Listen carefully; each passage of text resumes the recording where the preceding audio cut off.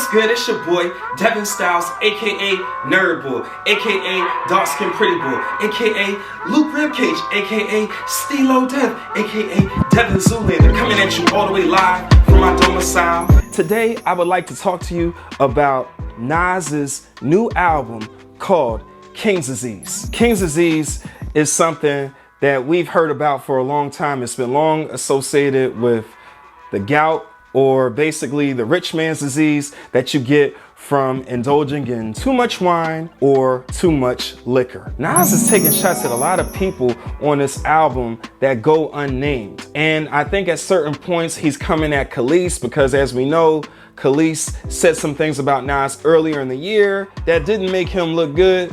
So we'll talk about that later. It seems to me that fame, success, and longevity are at the root causes of Nas's King's Disease. One line that stuck out to me was, the stupidest part of Africa produced blacks that started algebra.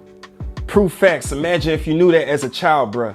I feel like he was going at the kings, and I like how Nas does this, because when he says kings to black men, he's saying it in a way where I'm empowering you and you should know that you're kings, but also in that stay in a place and stay in the king's place. And I like that he's looking at our flawed educational system and how maybe if we knew the stuff that he just mentioned with the line about Africa and ancient Egyptians inventing algebra, maybe we would be moving different. I can see Pusha T and Jay-Z rapping on a remix to Blue Benz. And it's just that drug luxury rap that we just love so much. I could really hear Jay and Push getting down on that. Nas's aggressive flow on this beat is perfect. But on this one, oh yeah, Hit Boy Nas, they killed it again. So they're 2 for 2 right now. They're killing it. They're killing it. Next song is Car 85. Car 85. Like adding guest vocals from Charlie Wilson is a surefire way to make any track fire. Car 85, it makes me think of wine coolers and my dad talking shit to his friends at a cookout, and me and my brother sitting by while my dad talk about, man, back in the day, I was the man in these streets. That's what I'm really thinking about. It also made me think about the jitneys, or we call them hacks in Philly, basically the taxis in the hood that would help black people get from point A to point B when taxis wouldn't come to the hood to pick up brothers. So Car 85 is basically Nas's magic carpet, the way Aladdin had a magic carpet. Shout out to Aladdin. Ultra Black, the next track, is very fun, lighthearted, although it doesn't slap the same way as Car 85. I just didn't feel it the same way, but I still appreciate Ultra Black. And the line about Doja Cat, that garnered a lot of attention, but after hearing Nas explain his thinking behind why he said Doja Cat, in the very next line, he says Michael Blackson Black, because he's juxtaposing her identity as a biracial, fair-skinned, racially ambiguous woman with a Ghanaian American man from my hometown of Philly, stand up, Philly, what's up? Anyway, whose dark skin and facial features are racially obvious to underscore the theme of the entire song. I'm not going Doja Cat Black, I'm going Michael Blackson Black. And even though she deserved all the smoke that she got, he wasn't coming at her. This reminds me of when Jay-Z rapped in the future other niggas playing football with your son on Kill Jay-Z, and people viewed it as a diss to Future when Jay wasn't even rapping about Future at all. It's just that the line really fit. Nas and Jay are on my Mount Rushmore of rappers because their pens are so deadly that even bystanding rappers can catch these stray lyrical bullets. This is not about Jay, but like it or not, Jay-Z and Nas will forever be linked, and they are 2 of the gods in my hip-hop life. Maybe I'm going out on a limb here, but the next track, 27 Summers, it reminds me a lot of Drake's Worst Behavior.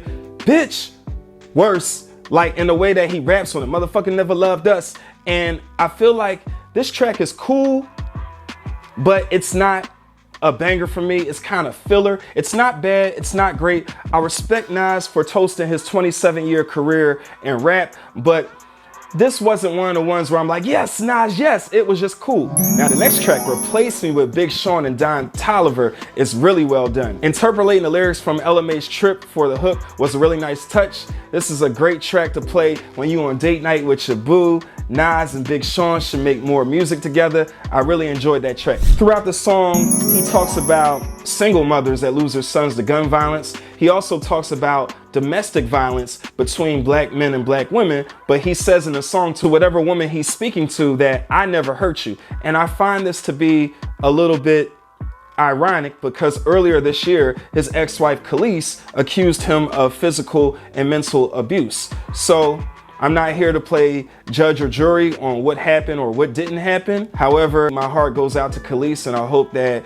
she is able to heal, and I hope that Nas is able to heal too. But I do think that Nas is kind of trolling Khalees because he dropped this project on Khalees' birthday, 8 years after his last album, Life is Good. As much as I dig this song, because I really think it's a well done song, it would have been a better play for Nas to get a female artist to be on it, like Rhapsody or her or even Meg, just given what Meg is going through after being shot by Tory Lanez and the whole internet not supporting her and hardly any black men standing up for her until recently when she named Tory as the shooter. So we have to do more to help black women, and I think going forward, if Nas wants to write an anthem to unite black men and black women, he would do better by having a black woman on the track with him. I like how they go back and forth about the silly games that people play when they try to date each other in 2020, because we do a lot of dumb shit. Like lack of communication seems to be the primary reason that Nas's relationships tend to go bad.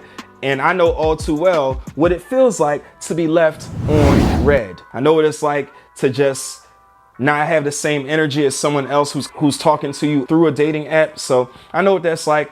So it can all go bad really, really quick. And when one word answers, that's bad too. On the definition, Nas's flow is effortless. I really like how he started talking about super predators, because during the mid-90s when Hillary Clinton said that after the 94 crime bill that current presidential nominee Joe Biden authored, I feel like that was a thing to address young black men as super predators. That definitely caused a rise in mass incarceration that disproportionately locked up young black men. Biden, President Clinton, and Hillary Clinton were all focused on getting super predators off the street. So I appreciate Nas's reference of the super predator term. And he comes at journalistic integrity. And I think by mentioning Gayle King and how she handled the interview with Lisa Leslie by bringing up Kobe's 2003 sexual assault case, I think what he's saying is that not only do black men have to battle forces outside the black community, but we also sometimes have to battle forces within the black community. I also like further along in the track where he talks about lemongrass, cherries, and alkaline water as being what we need in order to avoid King's disease. I like when Cormega raps, I was dealing since adolescence, thinking my girl was my possession. I stand corrected. It takes understanding and affection. Time is money. I need growth for my investment. AZ has some really dope lines now. I can't say them off the top of my head. Nas had a really good verse. Foxy's, I feel like, was really aggressive, a little too aggressive, but I'm not mad at it. Overall, this is great. Although I will say affirmative action is on a different level, but Full Circle shows a lot of growth. And I like how he was able to reconnect, especially with Cormega after they had their falling out. Because at the end of the day, if you can repair a relationship and a bridge hasn't been burned to the ground, then let's do that as black men, because we're stronger together than we are apart. Nas encourages artists to perfect their craft like John Lennon, even if the Paul McCartneys get all of the notoriety. I wonder if he's saying that he is John Lennon and Jay-Z, the more popular artist, is Paul McCartney. I know that both of these men have mended fences and they're no longer beefing with each other, but I do wonder if that competitive fire has completely died out, because obviously we know about Jay constantly dropping projects around the same time that Nas does it.